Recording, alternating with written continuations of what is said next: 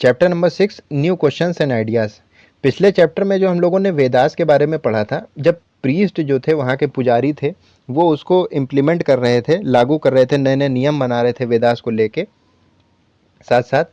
तो जो वहाँ के लोग रहने वाले थे, उनके मन में कई सारे सवाल उठ रहे थे, और जो विचारक थे वहाँ के सोचने वाले, उनके मन में कई सारे विचार आ रहे थे। ये सब विचार और विचारकों ने मिलकर ही कई सारे धर्मों की उत्पत्ति की, जो बाद में आए, जैसे कि बौद्ध धर्म, जैन धर्म, ये सब वेदास के बाद के हैं। तो इन्हीं के बारे में इस चैप्टर में हम लोग पढ़ेंगे, और भी कई जानकारियाँ हमें जो है मिलेंगी इस चैप्टर में।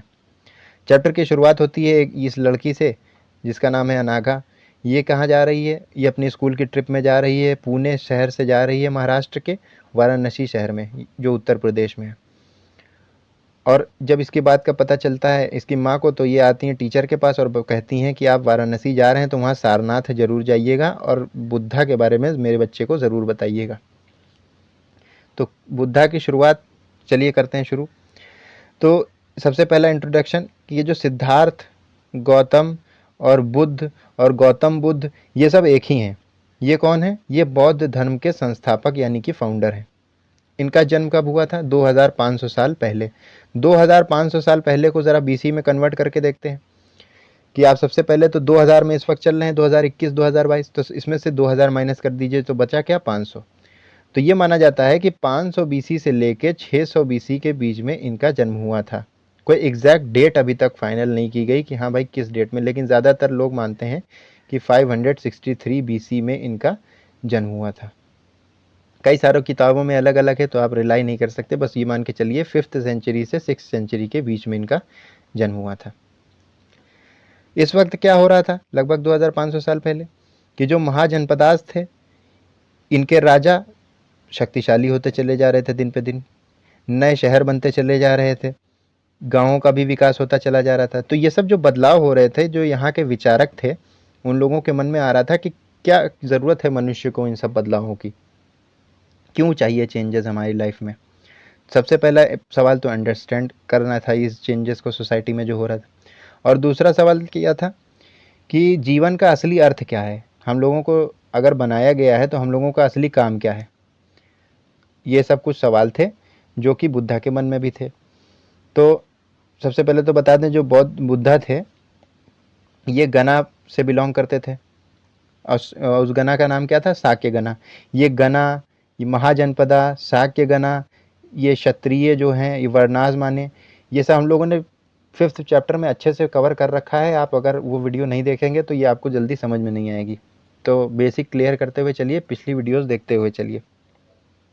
चैप्टर नंबर 1 से शुरू करेंगे तो और अच्छा होगा। हम लोगों ने देखा था वर्ना सिस्टम। वर्ना सिस्टम में 4 सिस्टम देखे थे, ब्राह्मण, क्षत्रिय, वैश्य, शूद्र। तो ये क्षत्रिय देखिए दूसरे नंबर के थे, और इसी में ये बुद्धा भी बिलोंग करते थे। ये घर से बाहर निकले थे लगभग 19 साल की अवस्था में, अपनी युवा अवस्था में, जब ये जवान थे तभी ये घर से अपने बाहर निकल गए थे, नॉलेज की खोज में, यानी ज्ञान की प्राप्ति के लिए। ये कई सारे विचारकों से मिले, इन्होंने कई सारे सवाल पूछे। जब इनको 12 साल तक कोई जवाब नहीं मिला अपने सवालों का, तो फिर क्या हुआ कि ये बोध गया, जो कि इस वक्त बिहार में है, वहाँ पे एक पीपल के पेड़ के नीचे मेडिटेशन में बैठ गए कि अब भैया मैं खुद ही अपने सवालों का जवाब ढूंढ लूँगा। ध्यान करने के लिए बैठ गए ये। और जब इन्हें अपने सवालों के जवाब मिल गए, इन्हें एनलाइटमेंट मिल गई, यानी हिंदी में कहें तो प्रबोधन मिल गया, तब इन्हें बुद्धा कहा जाने लगा, जिसका मतलब होता है वाइस वन, यानी कि जानने वाला आदमी, जो जान चुका हो जिंदगी का सत्य। अब सबसे पहली इन्होंने टीचिंग कहाँ दी? सारनाथ में, जो कि वाराणसी में है, जहाँ पे ये लड़की गई हुई है इस वक्त। ये देखिए, ये आप एक स्तूपा देख रहे हैं, ये बनाया ही इसलिए गया है, ये सारनाथ वाराणसी में ही बनाया गया है कि आपकी बुद्धा ने जहाँ पे सबसे पहली टीचिंग दी थी, सबसे पहले लोगों को बताया था, तो उस प्लेस को मार्क करने के लिए एक निशानी के तौर पे इस बिल्डिंग को बनाया गया। फिर उसके बाद क्या हुआ? वाराणसी से उठे और ये पैदल ही जगह से जगह जाते रहते थे, इधर से उधर जाते रहते थे, और लोगों को जो है टीच करते रहते थे। और ऐसे ही टीचिंग के दौरान ही कुशीनारा में इनकी मृत्यु भी हो गई। अब ये देखिए कि ये जो टीच करते थे, ये टीच आखिर करना क्या चाहते थे, लोगों को समझाना क्या चाहते थे। तो ये लोगों को बताते थे कि जो ज़िंदगी है हमारी, ये सफ़रिंग और अनहैप्पीनेस से भरी हुई है, यानी दुखों और कष्टों से भरी हुई है, जिसका हमें सामना करना ही पड़ेगा, क्योंकि ये हमारे आदत में शुमार है। क्या? क्रेविंग और डिज़ायर, यानी कि भूख और इच्छा, जो कि कभी नहीं ख़त्म होने वाली है इंसान की। यहाँ तक कि हमें कुछ मिल भी जाता है तो हम उससे सेटिस्फाई नहीं होते, हमें और चाहिए, और अच्छा चाहिए। इसी ये जो भूख और ये जो आपकी जो क्रेविंग है, थर्स्ट है, इसको नाम दिया है तन्हा का, बौद्ध धर्म में बुद्धा ने। तो तन्हा कोई पूछे तो ये बता दीजिएगा कि जो हमारी कभी ना ख़त्म होने वाली डिज़ायर्स या क्रेविंग्स या थर्स्ट आप कह लीजिए, तो उसी को तन्हा कहते हैं। लेकिन ये रिमूव भी की जा सकती है, ये जो क्रेविंग है ये रिमूव की जा सकती है। कैसे रिमूव की जा सकती है? इसके लिए देखिए दूसरी टीचिंग क्या है कि इन्होंने बताया कि सबसे पहले तो आपको दयालु होना पड़ेगा। दयालु इंसानों के प्रति तो होना ही पड़ेगा, साथ ही साथ जानवरों के प्रति भी होना पड़ेगा, क्योंकि उनकी भी ज़िंदगी है, उनको भी जीने का हक है, जीने का अधिकार है। और तीसरी टीचिंग उनकी क्या थी कि आप जैसा बोएंगे वैसा काटेंगे। Every action has an equal and opposite reaction. आपने ये सुन रखा होगा इंग्लिश में कि आप जैसा करेंगे तो आपके साथ भी वैसा ही होगा, जिसको इन्होंने कर्मा का नाम दिया। तो ये तन्हा और कर्मा, ये आपको क्लियर हुआ। अब उसके बाद चलते हैं आगे, देखते हैं कि इन्होंने आगे ये जो समझाते थे, ये किस भाषा में समझाते थे? उस भाषा का नाम है प्राकृत। प्राकृत वो भाषा है जो आम लोग बोला करते थे, और इस भाषा में समझाने से वो जल्दी से समझ भी जाते थे। तो इसी भाषा का बुद्धा इस्तेमाल करते थे लोगों को समझाने के लिए। जैसे मैं हिंदी का इस्तेमाल कर रहा हूँ, तो जो बच्चे हिंदी जानते हैं वो अच्छी तरीके से समझ जाएंगे। उसी तरीके से ये प्राकृत भाषा का इस्तेमाल किया करते थे। और साथ ही साथ ये भी कहते थे कि जो मैं बता रहा हूँ उस पर अंधा विश्वास मत कर लीजिए। आप अपने दिमाग से सोचिए कि क्या मैं जो कह रहा हूँ वो सही कह रहा हूँ। अगर आपको वो सही लगे तब उसको अपने लाइफ में एक्सेप्ट करिए, वरना मत करिए। Things for themselves and then simply accept it. अब चलते हैं आगे, देखते हैं किशा गौतमी की कहानी को। ये कहानी बड़ी फेमस कहानी है कि हुआ क्या। एक बार किशा गौतमी नाम की एक महिला थी जिसका बच्चा छोटा था और वो मर गया। वो अपने बच्चे से बहुत प्यार करती थी, उसको गोदी में लेके इधर से उधर टहल रही थी कि कोई मेरे बेटे को ज़िंदा कर दो, और रो रही थी चीख चीख के सड़कों पे। तो एक दयालु आदमी था, उसने क्या किया, कीसा गौतमी से कहा कि चलो मेरे साथ, मैं एक शख्स को जानता हूँ, मैं एक आदमी को जानता हूँ जो कि ऐसा कुछ कर सकता है। फिर क्या हुआ, बुद्धा के पास वो लोग पहुँचे और उस लेडी ने बुद्धा से भी यही कहा। तो बुद्धा ने कहा बस इतनी सी बात, ये तो मैं कर सकता हूँ, इसको ज़िंदा कर सकता हूँ, लेकिन बदले में मुझे भी कुछ चाहिए। तो कीसा गौतमी ने कहा क्या चाहिए आपको? तो उन्होंने कहा कि आप कुछ ना करिए, एक मुट्ठी भर हमें सरसों के बीज ला के दे दीजिए। सरसों के बीज आप ला दे दीजिए, मैं इसको ज़िंदा कर दूंगा। तो कीसा गौतमी खुश हो गई और वो जाने लगी। लेकिन जाने से पहले बुद्धा ने उसको रोका कि सुनो, जो ये सरसों के बीज लाना वो उस घर से लाना जिस घर में आज तक कोई कभी मरा नहीं, किसी की मृत्यु नहीं हुई। तो कीसा गौतमी बहुत सारे घरों में गई, लेकिन उसको ये ऐसा घर नहीं मिला जहाँ पे कभी किसी की मृत्यु न, किसी का भाई मरा, किसी का बाप मरा, किसी की माँ मरी, किसी की बीवी मरी, किसी के अंकल, किसी के ग्रैंडफादर, किसी के दादा दादी, मतलब कोई ना कोई मरा ज़रूर है। तो फिर उसे पता चल गया कि हाँ, ये ज़िंदगी का सत्य है, जीवन का सत्य यही है, और मुझे भी इस सत्य को मान के जीना पड़ेगा। बात कर लेते हैं उपनिषद की कि ये क्या चीज़ है। तो जैसे बुद्धा के मन में सवाल उठ रहे थे, वैसे कई सारे और विचारकों के मन में भी कई सवाल उठ रहे थे। मैंने आपको ये पहले बता रखा है। कैसे सवाल थे? जैसे कि मरने के बाद क्या होगा, जो हम लोग ये बलि देते हैं इसका क्या महत्व है, क्यों होती है, कहाँ जाती है, बलि देने के बाद क्या होता है, ये सब कई सवाल थे। साथ ही साथ कुछ मान्यताएं भी थीं, जैसे कि आदमी जब मरता है तो कुछ ना कुछ ऐसा है कि वो जिंदा रहता है, पूरी तरीके से नहीं मरता, जिसको आत्मा बताया गया है कि आत्मा जिंदा रहती है, व्यक्ति का शरीर मर जाता है। तो आत्मा को क्या बताया गया है? Individual soul. और ऐसे ही दूसरा ब्रह्मा। ब्रह्मा क्या है? एक यूनिवर्सल सोल है, यानी कि पूरे ब्रह्मांड की आत्मा जो है उसको क्या कहा गया है? ब्रह्मा, जिसको इंग्लिश में आत्मन और ब्रह्मन कहते हैं। ये जो दोनों हैं, ये दोनों एक ही चीज़ हैं।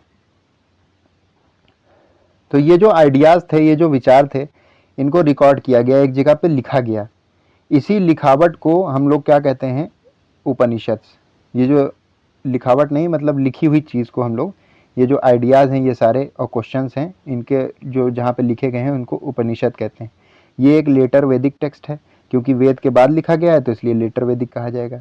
अच्छा, लिखा किस फॉर्मेट में गया है? अप्रोचिंग एंड सिटिंग के फॉर्मेट, सिटिंग नियर के फॉर्मेट में। यानी कि आपस में दो लोग बैठे हैं, वो बात कर रहे हैं, कुछ कन्वर्सेशन कर रहे हैं। जैसे कि मान लीजिए एक उसमें से टीचर है और एक स्टूडेंट है, वो आपस में बात कर रहे हैं, तो उनकी बात के बीच में जितने भी डायलॉग्स हैं उनको लिखा गया है।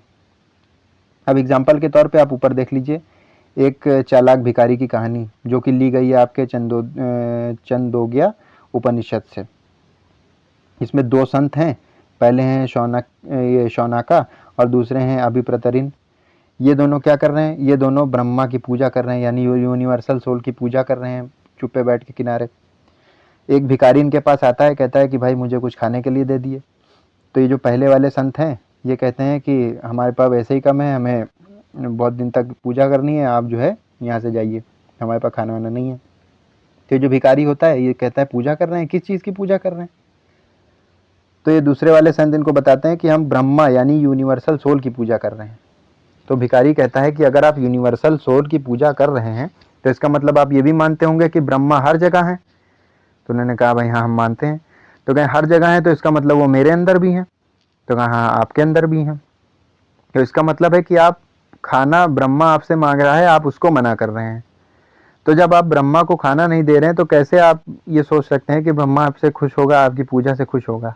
तो ये बात सुन के वो दोनों आपस में जो है मतलब तीनों खाना शेयर कर लेते हैं। तो ये हुई एक चालाक भिखारी की कहानी जो कि आपको बॉक्स में दी गई है। अब देखते हैं कि उपनिषद को लिखता कौन था। तो ज़्यादातर जो है जो पुरुष होते थे, जो कि ब्राह्मण होते थे या राजा होते थे, वही इनको लिखा करते थे। कभी कभार हमें जो है औरतों की लिखावट देखने को मिल गई है इसमें। जैसे कि एग्जाम्पल के तौर पे गार्गी ले लीजिए। गार्गी एक फेमस लर्नर हैं, साथ ही साथ इन्होंने कई हिस्से भी लिए हैं किसमें, जो बहस होती थी आपके राज दरबार में उसमें पार्टिसिपेट करती थी। गरीब आदमियों को फुर्सत नहीं थी भाई ये सब काम करने के लिए, क्योंकि उनको जो है अपना पेट पालने में ही बहुत बड़ी बात थी। एक और एक्सेप्शन है जैसे सत्यकामा जबाला। सत्यकामा जबाला क्यों एक्सेप्शन है भाई? तो ये हैं तो पुरुष, लेकिन इनका नाम जो रखा गया है ये इनकी माता के नाम पे रखा गया है जो कि गुलाम थी। जबाली इनकी माता थी और इनका नाम है जबाला। ये आप देखिए, तो इनका नाम इनकी माँ से लिया गया। पहले मतलब बाप से ही लिया जाता था ज़्यादातर, लेकिन माँ से लिया गया, तो इस वजह से ये एक एक्सेप्शन है इसमें। और इनकी माँ गुलाम थी, यानी कि किस वर्ण से बिलोंग करती थी ये आप कमेंट सेक्शन में मुझको बताइएगा। इनको मतलब अंदरूनी ख्वाहिश थी कि ये ज़िंदगी की सच्चाई को समझें, रियलिटी को समझें। और इनको शिष्य बनाया किसने? गौतम ने, जो कि आपके ब्राह्मण टीचर थे। इन्होंने एक्सेप्ट किया कि हाँ भाई तुम मेरे शिष्य बन जाओ। ये जो गौतम थे ये भी जो है एक बहुत बड़े विचारक हैं, थिंकर्स हैं उस टाइम के। फिर उसके बाद ये जो शंकराचार्य हैं, इन शंकराचार्य के बारे में हम लोग पढ़ेंगे 7th क्लास में। इन्होंने कई सारे जो है आपके बाद में विकास किए इन्हीं उपनिषद में। उसके बारे में हम लोग क्लास 7th की टेक्स्ट बुक में पढ़ेंगे हिस्ट्री की।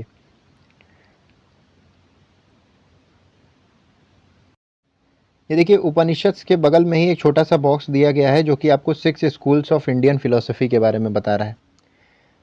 तो ये स्कूल्स यहाँ पे क्या मतलब रखता है, फिलॉसफी क्या है, इसको समझ लेते हैं। फिलॉसफी का मतलब होता है हिंदी में दर्शन शास्त्र।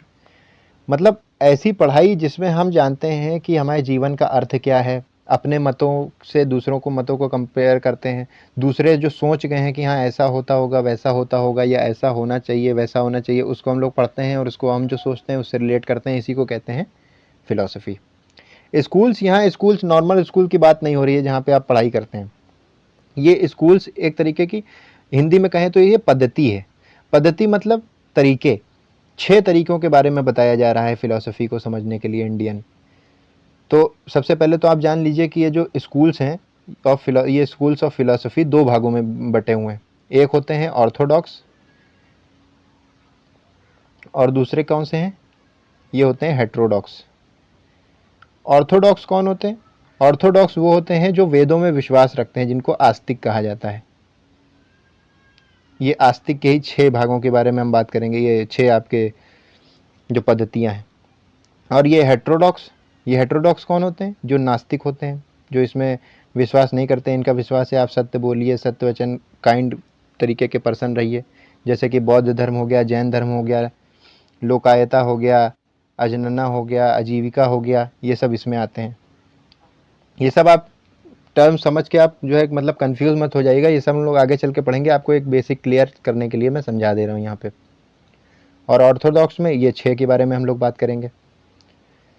तो ये 6 कौन कौन से हैं? ये आपका वैशेषिका, न्याया, संख्या, योगा, पूर्व मीमांसा, वेदांता, उत्तर मीमांसा। इन सब की खोज किसने करी? तो खोज करने वालों के नाम भी यहाँ दिए गए हैं। जैसे ये क्रम में लिखे हैं वैसे ये भी क्रम में। जैसे कि वैशेषिका की खोज किसने की? कुनाडा ने। न्याय की खोज किसने की? गौतमा ने। संख्या की खोज किसने की? कपिला ने। ये सब यहाँ पे लिखे हुए हैं। ये आपके एक जर्मन विज्ञानी हैं जिनका नाम है फेडरिक्स मैक्स म्यूलर। इनका क्या ऑब्जर्वेशन, इनका क्या कहना है कि इन्होंने जब देखा इन 6 स्कूल्स को फिलॉसफी के, तो कहने लगे कि ये जो 6 शाखाएं हैं इनका विकास कई पीढ़ियों के दौरान हुआ होगा। ऐसा नहीं कि एक ही बार में हो गया, कई पीढ़ी लगी होंगी। और इसमें मतलब व्यक्तिगत से बहुत सारे लोगों ने, बहुत सारे थिंकर्स जो थे, बहुत सारे विचारकों ने इसमें पार्टिसिपेट किया होगा, अपना योगदान दिया होगा। हालांकि अगर आज आप देखें तो ये एक दूसरे से अलग दिखते हैं, लेकिन कहीं ना कहीं इनमें समानता भी है, तालमेल देखने को मिल जाता है इसमें। आगे देखते हैं पनीनी। पनीनी कौन है? ये भी एक बॉक्स में दिया हुआ है। पनीनी, जिनको हम हिंदी में पाणिनी कहते हैं, वो क्या थे? ग्रामेरियन यानी व्याकरणविद का काम होता है ग्रामर बनाना, व्याकरण बनाना। हो क्या रहा था उस टाइम पे कि हम लोगों ने देखा था कई विद्वान थे जो कि अलग अलग खोजों में लगे हुए थे, अलग अलग उनके क्वेश्चन थे, अलग अलग आंसर थे, कई प्रकार की खोजें कर रहे थे। उनमें से एक ये भी थे, इनका नाम था पनीनी। इन्होंने क्या किया? संस्कृत ग्रामर की खोज की, यानी संस्कृत भाषा के व्याकरण की रचना की। इन्होंने किया क्या? इन्होंने कि इन्होंने वॉवेल्स और कॉन्सोनेंट्स को लिया, स्वर और व्यंजनों को उठाया, और उठाने के बाद उनको एक स्पेशल ऑर्डर में लगाया, यानी कि एक विशेष क्रम में रखकर उसके आधार पे फॉर्मूले बनाए, यानी सूत्र बनाए, कई फॉर्मूले। और उन फॉर्मूलों का इस्तेमाल ये कैसे करने लगे? किसी भी चीज़ को छोटे में लिखने के लिए इस्तेमाल करने लगे। रूल्स बना दिए कि मतलब अगर ये चीज़ आपको लिखनी है संस्कृत में तो आप इस फॉर्मूले का इस्तेमाल करिए, तो हम समझ जाएंगे कि हाँ ये चीज़ लिखी हुई है। तो वो नोट आपके छोटा भी हो गया और समझ में भी लोगों के आने लगा। इसका एग्जाम्पल हम आज भी हम लोग देखते हैं, अलजेब्रा में कहीं हम लोगों को इस्तेमाल करने के लिए मिल जाता है कहीं ना कहीं। तो ये तो बात हो गई पनीनी की। अब आते हैं जैनिज्म पे।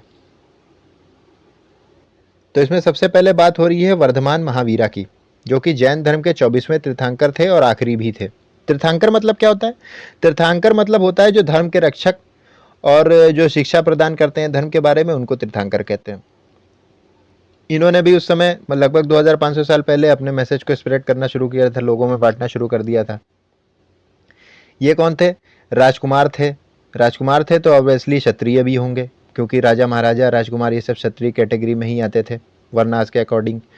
और किससे बिलोंग करते थे? लिच्छावी। लिच्छावी एक तरीके का समूह था जो कि वाजी संघ का था। बुद्धा ने 19 साल की उम्र में घर छोड़ा था, इन्होंने 30 साल की उम्र में घर छोड़ा। बुद्धा सीधे गए थिंकर्स के पास, यानी विचारकों के पास, ये सीधे गए जंगलों में। बुद्धा को 12 साल लगे और उनको सवाल नहीं मिला, मतलब उनको ज्ञान की प्राप्ति क्या नहीं हुई। और इनको 12 साल लगे, इन्हें ज्ञान की प्राप्ति हो गई, एनलाइटमेंट इनको मिल गई 12 साल में ही, कड़ी तपस्या से। तो इनके मतलब बेसिक सिद्धांत थे। क्या सिद्धांत थे? सबसे पहले तो अगर आपको ज्ञान की खोज करनी है, मतलब आपको जानने के आप इच्छुक हैं कि सच क्या है, तो सबसे पहले तो घर छोड़िए अपना, लीव होम। और दूसरी बात, अहिंसा का पालन करिए। अहिंसा नहीं, यहाँ अहिंसा की बात हो रही है, ये जानवरों से संबंधित है कि आप किसी को नुकसान नहीं पहुंचाएंगे, जानवरों को तो खासकर नहीं पहुंचाएंगे, क्योंकि हर जानवर को, हर लिविंग बीइंग को अपनी पूरी जिंदगी जीने का अधिकार है। To all things life is dear, सबसे महत्वपूर्ण जिंदगी। ऑर्डिनरी पीपल, जो आम आदमी थे, वो क्या इनकी भाषा को आसानी से समझ जाते थे, इनकी कही हुई बात को भी आसानी से समझ जाते थे, क्योंकि ये प्राकृत भाषा का इस्तेमाल करते थे। अब देखिए, बुद्धा भी अपनी टीचिंग में प्राकृत ही भाषा का इस्तेमाल करते थे। तो क्या सब जगह एक ही भाषा चलती थी, सब सारे आम आदमी एक ही तरह बात करते थे? तो ऐसा नहीं है, सबकी प्राकृत भाषा भी अलग अलग होती थी। जैसे एग्जाम्पल के तौर पे देख लीजिए कि मगध का आपका मगधी भाषा वहाँ बोली जाती थी। ये है प्राकृतिक लैंग्वेज, लेकिन जो जहाँ पे रह रहा है तो वहाँ के आगे कुछ ना कुछ प्रीफिक्स या सफिक्स इस्तेमाल करके वहाँ की भाषा का नाम रख दिया जाता था। जो महावीरा के फॉलोअर्स थे तो उनको क्या कहा जाता था? जैनास कहा जाता था। बहुत ही सादी ज़िंदगी बिताते थे ये लोग, खाना भी मांग के खाते थे, ईमानदार बहुत होते थे, लोगों को बताते थे कि चोरी वगैरह नहीं करना चाहिए, और एक तरीके से ब्रह्मचार्य का पालन करते थे। और जो खासकर पुरुष होते थे उनको अपना सब कुछ देना पड़ जाता था, यहाँ तक कि कपड़े भी देने पड़ जाते थे, सब कुछ एकदम मतलब टोटल ब्रह्मचारी हो जाते थे। अब ये देखिए यहाँ पे दूसरे पेज पे क्या है, जैना के बारे में बता रहे हैं कि जैना कहाँ से आया, कि वर्ड्स आया कहाँ से ये वर्ड। तो ये जो जैना है इसका मतलब होता है जिना, और जिना मतलब होता है कंकरर, यानी कि विजेता। तो ये जैना एक तरीके से विजय हो गया, इन्हें जो हासिल करना था ये पा चुके हैं। अब ये अहिंसा के नियम इतने कठोर थे कि हर किसी के बस की बात नहीं थी इसको फॉलो करना। इसके बावजूद भी हजारों लोग घर से बाहर निकलते थे और ज्ञान की प्राप्ति के लिए और दूसरों को ज्ञान बांटने के लिए अहिंसा को मानते भी थे। जो पीछे छूट जाते थे, जो नहीं निकल पाते थे, वो पीछे से सपोर्ट करते थे इनको, जैसे कि खाना वाना वगैरह दे दिया, शेल्टर वगैरह प्रोवाइड कर दी रहने के लिए। जैनिज्म के मेन सपोर्टर अगर कोई कहे तो वो थे ट्रेडर्स, यानी कि व्यापारी। किसान इसको जानबूझ के फॉलो नहीं कर पाता था क्योंकि उसको अपने अनाज को बचाने के लिए इंसेक्ट को मारना पड़ता था, कीड़े मकोड़ों को मारना पड़ता था। लेकिन कीड़े मकोड़ों की भी तो ज़िंदगी है। अगर जैन धर्म के मुताबिक देखें तो, अहिंसा के मुताबिक देखें तो कीड़े मकोड़े भी ज़िंदगी है, उनको मारना गलत था। तो ये बेचारे जानबूझ के नहीं फॉलो कर पाते थे, इनके लिए बहुत मुश्किल होती थी फॉलो करना। लगभग 100 सालों में ही जैन धर्म जो था वो नॉर्थ इंडिया से लेकर साउथ इंडिया तक फैल गया था। यानी कि नॉर्थ इंडिया से लेके गुजरात बीच में आ गए और तमिलनाडु कर्नाटक एकदम साउथ में आ गए, ये फैल गया था। और जो महावीरा की टीचिंग थी ये लोगों में ट्रांसमिट की जाती थी ओरली, इनके फॉलोअर्स भी ओरली बताते थे लोगों को। और फिर उसके बाद 1500 साल पहले इसको लिखा गया और वो लिखावट अभी भी मौजूद है वल्लभी गुजरात में, बिल्कुल एज इट इज़ अवेलेबल है। जो टीचिंग थी वो अवेलेबल है। अब ज़रा देख लेते हैं कि सांघा क्या चीज़ है। इंग्लिश में सांघा, हिंदी में संघ। हम लोगों ने देखा कि महावीरा हो चाहे बुद्धा हो, इन दोनों की थिंकिंग सेम थी। क्या थी थिंकिंग? कि जिसको भी अगर ज्ञान की प्राप्ति करनी है तो उसको अपना घर छोड़ना पड़ेगा। तो घर कोई अगर छोड़ेगा तो कहाँ रहेगा फिर? तो इसीलिए एक संगठन बनाया गया, एक एसोसिएशन बनाई गई, यानी एक संघ बनाया गया कि जो भी घर छोड़ेगा और जो भी नॉलेज की प्राप्ति करना चाहता है वो आए यहाँ पे रह सकता है, इस संघ को ज्वाइन कर सकता है। और इस संघ के कुछ नियम भी थे, कानून भी थे, जो कि कहाँ लिखे थे? बुद्धिस्ट संघ की किताब में, जिसका किताब का नाम है विनाया पिटाका। इस किताब से हमें इसके अलावा और भी जानकारियाँ मिलती हैं, जैसे कि एक ऐसी शाखा के बारे में जो आदमियों को औरतों से अलग करती थी। क्या थे इसमें रूल्स, क्या क्या लिखे थे? कि जो सभी आदमी हैं वो इस संघ को ज्वाइन कर सकते हैं। बच्चे हैं उनको परमिशन लेनी पड़ेगी, किससे? अपने माता पिता से। जो गुलाम हैं उनको परमिशन लेनी पड़ेगी अपने मास्टर्स यानी कि स्वामी से। जो काम कर रहे हैं राजा के लिए उनको राजा से परमिशन लेनी पड़ेगी। जो बकायादार हैं उनको लेनदार से लेना पड़ेगी परमिशन। जो औरतें हैं उनको अपने हस्बैंड से यानी कि पति से परमिशन लेनी पड़ेगी। और चाहे वो आदमी हो चाहे औरत हो, जिसने भी ये संघ ज्वाइन किया है उसको एक सिंपल लाइफ जीनी है, एकदम सादी ज़िंदगी। उनको मेडिटेशन करना है, ध्यान लगाना है, दिन भर मोस्ट ऑफ द टाइम ध्यान ही लगाना है। फिर उसके बाद एक फिक्स्ड टाइम होता था कि इस टाइम पे आप जाएंगे, शहरों में जाएंगे, गांव में जाएंगे और वहाँ भीख मांगेंगे खाने के लिए। और इसी से जो भीख मांगते थे, तो जो मेल होते थे इनको भिक्षुज कहा जाता था, और जो फीमेल होती थी उनको भिक्षुनीज कहा जाता था। भिक्षुक और भिक्षुनी ये लोगों को तो सिखाते ही थे, साथ में आपस में एक दूसरे की भी मदद करते थे। साथ ही साथ कई मीटिंग भी होती थी इन लोगों की। इस मीटिंग में क्या किया जाता था? झगड़े सुलझाए जाते थे जो संघ में आपस में हो रहे हैं, ये सब इस मीटिंग का काम था।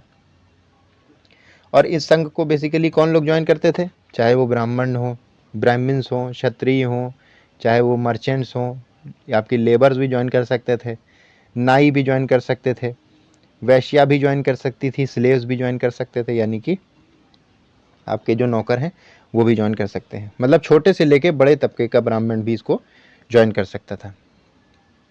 और इन्हीं लोगों के द्वारा, मतलब जो यहाँ के मेंबर्स थे, उन्हीं के द्वारा जो बुद्धा की टीचिंग थी उसको भी लिखा गया, राइट डाउन किया गया। और कई कई बार तो इसको पोएम्स भी कंपोज की गई इसके ऊपर, खाली इस सांघा में रह रहे लोगों की लाइफ को बताने के लिए, बयां करने के लिए। अब देख लेते हैं ज़रा मोनेस्ट्रीज क्या है भाई। तो हम लोगों ने देखा, चाहे वो जैन धर्म के मानने वाले हों, चाहे बौद्ध धर्म के मानने वाले मतलब भिक्षु या भिक्षुनी जो इधर से उधर जाते थे, लोगों को टीच करते थे, तो इनके लिए सफ़र करना बरसात के मौसम में दिक्कत कर जाता था, क्योंकि ना लोग इकट्ठा होते थे जिनको ये सिखाएं, और ना ही ये खुद वहाँ जा सकते थे, क्योंकि रास्ते में पानी भरा है, कहीं कुछ दिक्कत है, कहीं कुछ दिक्कत है। तो बरसात के मौसम में ये एक जगह रुक जाते थे। कहाँ रुक जाते थे? जहाँ लोगों ने अपने गार्डन, अपने बगीचे में कोई झोपड़ी पट्टी बना दी कि आइए यहाँ रह लीजिए, बरसात का मौसम यहीं काट लीजिएगा। नहीं है तो आप एक नेचुरल केव पा गए, कोई गुफा वुफा पा गए, उसके अंदर रहने लगे। तो धीरे धीरे इन लोगों को समझ में आया कि ऐसा ना करके, लोगों को परेशानी दिक्कत में ना दे के, हम लोग क्या करते हैं, खुद ही अपनी एक जगह बना लेते हैं रहने के लिए, जहाँ पे बरसात का मौसम कट जाए। तो इन लोगों ने जो जगह बनाई उसी को मोनेस्ट्रीज कहते हैं, या विहारास के नाम से भी जानते हैं, या विहार के नाम से भी जानते हैं अगर आप हिंदी में कहें तो कहाँ कहाँ कैसे कैसे बनती थी? तो कभी लकड़ी की बन गई, मतलब लकड़ी का घर बना लिया, और कभी जो है ईंटों का घर बना लिया, और कभी कभी क्या करते थे, कोई चट्टान पा गए तो उसके नीचे उसको खोद के अंदर कमरे बना लिए, उसी के अंदर बरसात काट दी। जैसे कि आप ये देखिए, कारले एक जगह है जो इस वक्त महाराष्ट्र में है, वहाँ की एक, ये आपकी केव में जो है होल करके ये आपका बनाया गया है शेल्टर, यानी विहार बनाया गया है। अच्छा, इन लोगों को ये मोनेस्ट्रीज बनाने के लिए जगह कौन देता था? जो केव में नहीं बनती थी, ज़मीनों पे बनती थी। तो इन लोगों को ज़मीन, जो बड़े बड़े सौदागर होते थे वो दे देते थे, बड़े बड़े ज़मींदार या राजा महाराजा जिनके पास पैसा ज़्यादा होता था वो इनको ज़मीन दे देते थे। और जिनके पास पैसा नहीं होता था, यानी लोकल पीपल, आम आदमी, क्या करते थे कि इनको कभी खाना दे दिया, खाना गिफ्ट के तौर पे ले गए, इनके लिए कपड़ा ले गए, या दवाइयाँ ले गए अलग अलग प्रकार की, और बदले में ये इन लोगों को क्या करते थे, इन लोगों को टीचिंग देते थे, अपनी जो इन्होंने सीखा है वो उनको सिखाते थे। तो ऐसे ये क्रम चलता रहता था। ये देखिए, यहाँ पे एक बॉक्स दिया गया है जिसमें बुद्धिस्ट टेक्स्ट की अहमियत बताई गई है, कि हमें ये बौद्ध जो धर्म के टेक्स्ट मिले हैं, लिखावट मिली है, उससे हमें क्या सीखने को मिलता है। तो हमें ये सीखने को मिलता है कि जिस तरीके से नदियाँ समुद्र में मिल के अपना नाम खो देती हैं, अब बड़ा सा समुद्र है, इसमें कई सारी नदियाँ आके मिल रही हैं, तो हम समुद्र को नदियों के नाम से नहीं जानते हैं, समुद्र को समुद्र कहते हैं, फिर चाहे इसमें कितनी भी नदियों के पानी का कंट्रीब्यूशन हो, तो उस नदी के नाम को हम भुला देते हैं। उसी तरीके से बौद्ध धर्म में जुड़ने के बाद, चाहे वो वर्ण हो जो हम लोगों ने चार देखे थे, ब्राह्मण, क्षत्रिय, वैश्य, शूद्र, चाहे वो रैंक हो हायरार्की के तौर पे, कि जो है गरीब आदमी, फिर उससे ऊपर अमीर आदमी, सबसे अमीर आदमी, ये सब मिट जाता था, वो सब एक हो जाते थे। बौद्ध धर्म में आने के बाद सब एक हो गए, सब वरना वरना सब भुला दिया जाता था। तो ये कुछ खासियत बताई गई है। अब ये आपका लास्ट टॉपिक बचा हुआ है, ये आश्रम सिस्टम, इसको भी जल्दी से देख लेते हैं। हो क्या रहा था कि जब जैन धर्म और बौद्ध धर्म पॉपुलर हो रहे थे लोगों के बीच, तो ब्राह्मणों ने एक नई चीज़ ईजाद की, वो थी आश्रम की सिस्टम। आश्रम, आप वो आश्रम ना समझिए जहाँ ऋषि मुनि लोग रहते थे, ये कोई रहने की जगह नहीं थी, ये बस लाइफ के स्टेजेस थे। जिंदगी को बांट दिया गया था वर्गों में। क्या किया? जैसे मान लीजिए कि एक आदमी की उम्र 100 साल है, वो 100 साल तक जिंदा रहेगा, तो उसको 4 खंडों में बांट दिया गया, मतलब 25-25 साल के खंडों में बांट दिया गया। तो यही 4 स्टेजेस क्या कहलाए? ब्रह्मचार्य, गृहस्थ, वनप्रस्थ और ये समन्यासा। सबसे पहले जो पहला वाला 25 साल है, इसमें आपको क्या करना है? इसमें आपको ब्रह्मचार्य जीवन गुजारना है, मतलब खाली पढ़ाई करनी है, किसकी? वेद की पढ़ाई करनी है। खाली आपको इन 25 सालों में वेद की पढ़ाई करनी है। फिर जो अगला 25 साल आएगा, इसमें आपको क्या करना है? गृहस्थ। अब देखिए, गृहस्थी से संबंध रखता ही है कि क्या करना है, आपको शादी करनी है, और आपको एक तरीके से बिल्कुल घरेलू आदमी हो जाना है, बच्चे कच्चे होंगे उनको संभालना है, और इस तरीके से अपने 25 साल गुजारने हैं। फिर जो अगला 25 साल है, तो उसमें क्या करना है? ये वनप्रस्थ था। अब ये देखिए यहाँ वन आ रहा है मतलब जंगल। अब जंगलों में चले जाना है अपना घर छोड़ के और टोटल मेडिटेशन करना है, ध्यान लगाना है, खूब ज्ञान की प्राप्ति करनी है। फिर जो लास्ट वाला 25 साल होगा उसमें क्या करना है, उसमें समन्यासा, आप पूरी तरीके से सब चीज़ छोड़ देनी है, हर चीज़ गिव अप कर देनी है, एवरीथिंग, और फिर उसके बाद ख़त्म हो जाना है। तो ये जो 4 स्टेजेस थे लाइफ के, मतलब छोड़ देनी है तो सब कुछ छोड़ देना है, घर बार सब कुछ छोड़ देना है। तो इसको बताया गया आपका आश्रम सिस्टम। तो ये आपको समझ में आ गया। और दूसरी बात, वुमेन अभी भी नहीं अलाउड थी। तो क्या बात थी कि जैसे आपने शादी करी तो आप अपनी बीवी को साथ में नहीं ले जा सकते हैं। Women were not allowed to study the Vedas. पहली बात तो उन्हें वेद पढ़ने की मतलब इजाज़त नहीं थी। और दूसरी बात कि अपने हस्बैंड के साथ में आश्रम शेयर नहीं कर सकती थी। जैसे अपने 25 साल में आया था जब वो उसने मैरी की थी और जो है शादी वादी की थी, और फिर अगले 25 साल में गया कि भैया हम जंगलों में जा रहे हैं, तो अपनी बीवी को साथ में लेके नहीं जा सकता था, बीवी को छोड़ना ही पड़ता था। तो ये था आश्रम सिस्टम। अब ज़रा देख लेते हैं एल्सवेयर। ये आखिरी टॉपिक आपका बचा हुआ है, मतलब आप वाकई में आखिरी टॉपिक है, ये ख़त्म हो गया चैप्टर। अब इसको ज़रा सा देख लेते हैं कि क्या है ये एल्सवेयर में क्या बता रहे हैं कि फाइंड ईरान, ईरान ढूंढिए। तो ईरान यहाँ चले आइए, इंडिया है हमारा, और इंडिया के ऊपर देखिए पाकिस्तान और अफगानिस्तान, फिर ये ईरान। तो मैप में ईरान को दिखाने का कॉन्सेप्ट क्या था? मैप में ईरान को दिखाने का कॉन्सेप्ट यही था कि यहाँ पे लगभग 1000 साल से भी ज़्यादा एक धर्म चला जिसका नाम था जरुस्त्रवाद। और इस धर्म के फाउंडर कह लीजिए या प्रॉफिट कह लीजिए या पैगंबर कह लीजिए, वो थे ज़ोरोएस्टर यानी कि जरथुस्त्र। और यहाँ पे एक किताब भी पाई गई जिसका नाम था अवेस्ता, और हिंदी में कहें तो जेंद अवेस्ता। तो ये जो किताब पाई गई ना अवेस्ता, ये कहीं ना कहीं इसकी जो भाषा थी या इसके जितने तौर तरीके लिखे हुए थे, प्रैक्टिसेस लिखी हुई थी या इसकी टीचिंग थी, वो कहीं ना कहीं वेद से मिल रही थी हमारे यहाँ के, इसीलिए इसको लिया गया है यहाँ पे। क्या थी इसकी बेसिक टीचिंग्स? बेसिक टीचिंग्स यही थी कि आपको हमेशा गुड गुड थॉट्स रखने अपने दिमाग में, कि मतलब सबके लिए अच्छा सोचना है, सबके लिए भला सोचना है, गुड वर्ड्स इस्तेमाल करने हैं, किसी को बुरा भला नहीं कहना है, अच्छे शब्दों का प्रयोग करना है, गुड डीड्स रखने हैं, अपने काम अच्छे करने हैं, अपने जो कर्म करने हैं आपको वो भी अच्छे करने हैं। साथ ही साथ जैन अवस्था में एक पैराग्राफ मिला जिसमें ईश्वर से प्रार्थना की जा रही है कि हे ईश्वर, हमें जो है आप सत्य की मार्ग पे चलाने वाला बनाइए, हमारे दिमागों में गंदगी न लाइए, गुड थिंकिंग लाइए, हमेशा अच्छी अच्छी बातें हम सोचें, ताकि इन सब चीज़ों का इस्तेमाल करके हम अमन और शांति कायम रख सकें। और कुछ समय के बाद, मतलब कुछ समय के बाद कह लीजिए कि ये जितने भी ज़ोरोएस्ट्रियन थे, ये आपका ज़ोरोएस्टर धर्म को मानने वाले, ये आए भी, इंडिया आए ईरान से, और यहाँ आके बसे भी। और ये लमसम समझ लीजिए कि गुजरात के कोस्टल टाउन और महाराष्ट्र के कोस्टल टाउन में बसे थे। मतलब गुजरात का जो तटीय इलाका है, महाराष्ट्र का जो तटीय इलाका है, वहाँ के आसपास रहे भी, और इनके एंसिस्टर्स आज भी पाए जाते हैं जिनको हम पारसी कह के पुकारते हैं। तो ये थी कुछ कहानी। तो ये कीवर्ड्स हैं आपके, जैसे तान्हा क्या होता है आपने देखा, प्राकृत भाषा थी एक, उपनिषद, आत्मन, ब्राह्मण, ये यूनिवर्सल सोल, ये इंडिविजुअल सोल, अहिंसा क्या है, जैना किन्हें कहा गया, सांघा, भिक्षु, भिक्षुनी, विहारा, मोनेस्ट्री, अभी देखा हम लोगों ने आश्रम सिस्टम क्या था। तो इन सबको एक बार रिवाइज कर लीजिएगा, अपने मन में ही माइंड मैप बना लीजिएगा। और यहीं पे आपका ये चैप्टर होता है ख़त्म। और नेक्स्ट चैप्टर में हम लोग अशोका की बात करेंगे, अशोका द ग्रेट एम्परर। वो चैप्टर आपके लिए बहुत ही अच्छा है। तो अगर वीडियो अच्छी लगी हो, लेक्चर अच्छा लगा हो, कुछ भी समझ में आया हो वीडियो में, तो चैनल को लाइक शेयर सब्सक्राइब कर दीजिएगा, वीडियो को भी लाइक कर दीजिएगा। मिलते हैं आपसे नेक्स्ट वीडियो में, तब तक के लिए have a nice day. Thank you.